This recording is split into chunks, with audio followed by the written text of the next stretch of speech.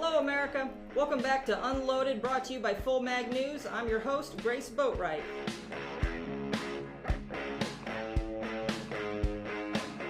Today we're going to be taking apart Smith & Wesson's M&P 22 Compact. I love this gun. As an instructor, I pretty much always have this gun tucked into the small of my back when I'm teaching on the range. I always have my regular sidearms as well, of course, but I find that this is a great gun in case you get a student who thinks that the 9 is just a little too much at first and they need to sort of kick it down to a 22. It's also a fantastic gun for kids, and that's actually what inspired me to do it today.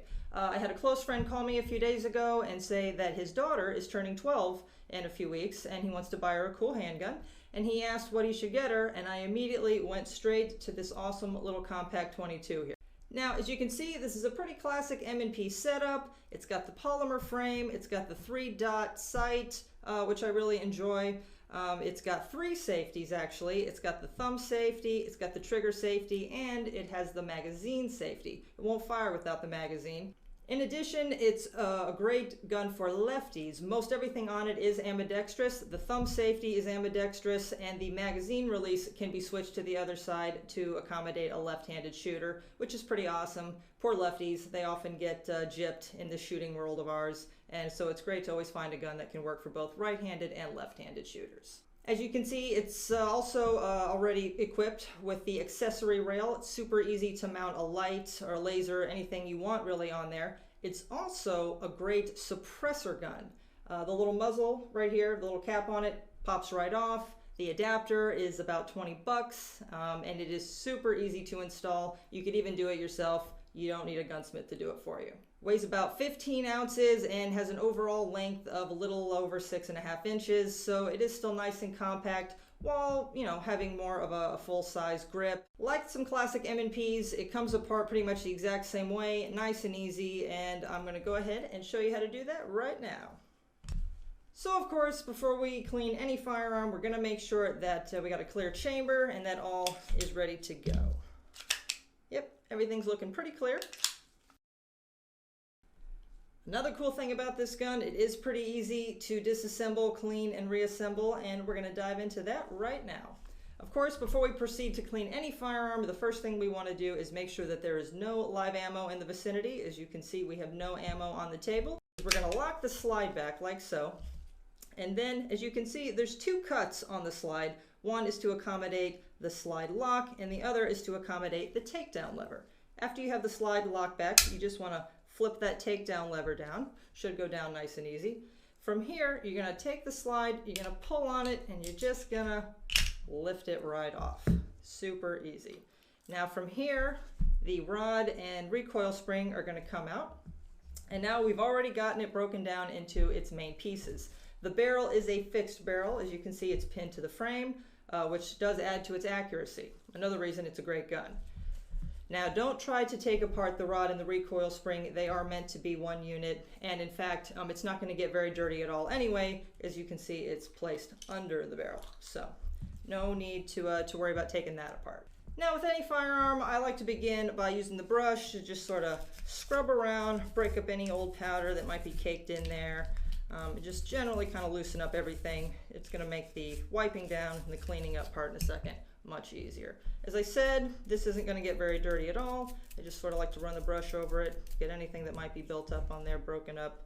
And as I mentioned a second ago, we've got lots of little moving parts here in the frame, lots of little parts back here. So you kind of want to be sure and be careful as you proceed to scrub everything down.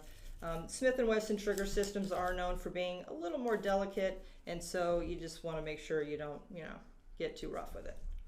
From here, we're going to take a little cleaning cloth and some cleaner. Going to get a little bit on there and proceed to wipe everything down. Our goal, as always, is to kind of get these little cleaning wipes as white as possible. Once everything comes out white, you should be good to go. You do want to pay a little special attention to the breech face here. This is, like I said, a hammer-fired pistol, not a striker-fired, so we don't have to be too paranoid about getting anything in the striker channel, but just the same, we want to be nice and delicate with it.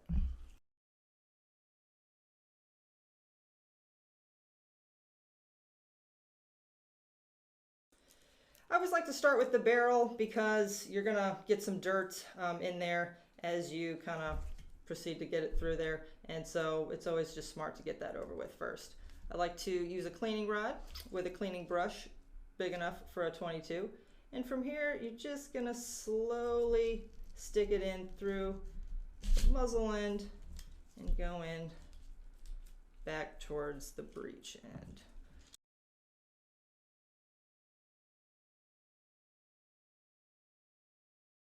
We should have all that old powder broken up out of the barrel. Yep, looking nice and shiny. From here, you're gonna go ahead and take a little eyelet, a little cloth holder, a couple names for it. And then you're just gonna slide one through there.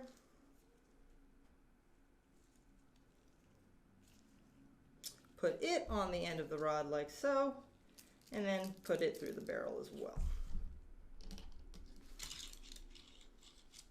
We've already got all the dirt out of there really, so it's kind of okay to bring that one back through. You really just kind of want to make sure it comes out nice and white. And it is. Cool. All right. So from here, I recommend taking a little cleaning cloth, a new one, kind of wiping it down, soaking it down with some cleaner, getting the frame, and then proceeding to wipe down all these parts back here. Now you want to be nice and gentle with these parts. As I said, the trigger systems on these little Smith & Wesson 22s are known for being a little more fragile, and so you just don't want to get too rough with it. You can take the smaller end of the brush, kind of move it around, move the cloth around, make sure you get down into that magazine well. And now we're just going to do the rod and recoil spring. As I said, don't try to take this apart. It's meant to be one unit, and it's not going to get too dirty anyway. All right, things are looking pretty clean, and now we're ready to reassemble.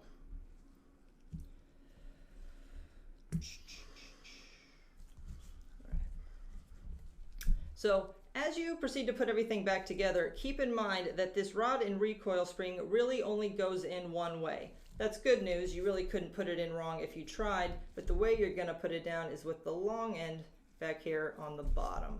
And you'll notice that it kind of fits. There's a little hole back there where it's going to just perfectly fit into. And now we're just going to take the slide, and you're going to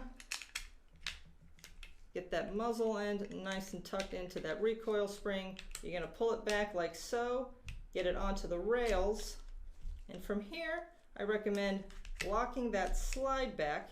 And as you see, those two little cuts in the slide, one for the slide lock, one for the takedown lever. You want to get that one for the takedown lever kind of even with it, and so from there that takedown lever is just going to flip back into place nice and easy. All right, from here we're going to do a quick function check, and as I said, it's not going to fire without the magazine, so you're going to have to reinsert the mag, and from here, all right, cool, everything seems to be working properly. Now, we kind of had to do a dry fire here to make sure that everything was working properly, but otherwise I kind of don't recommend dry firing these too much. As I've said already a few times, the trigger systems on these can be a little tricky, can be a little intricate, and so it's really not good for the gun to sit there and dry fire the pistol. Another thing you want to be conscious of, it's really the only negative thing I can say about this gun. As you can see, mine already has the text and the logo kind of starting to fade a little bit. Maybe you can see it a little better on this side. And so I do kind of avoid wiping down the outside too harshly. I just sort of generally glide the cloth over it, make sure I get all that oil soaked up. Thanks for watching, everybody. For more gun cleaning tips and cool articles, please visit fullmagnews.com, and we'll see you next week.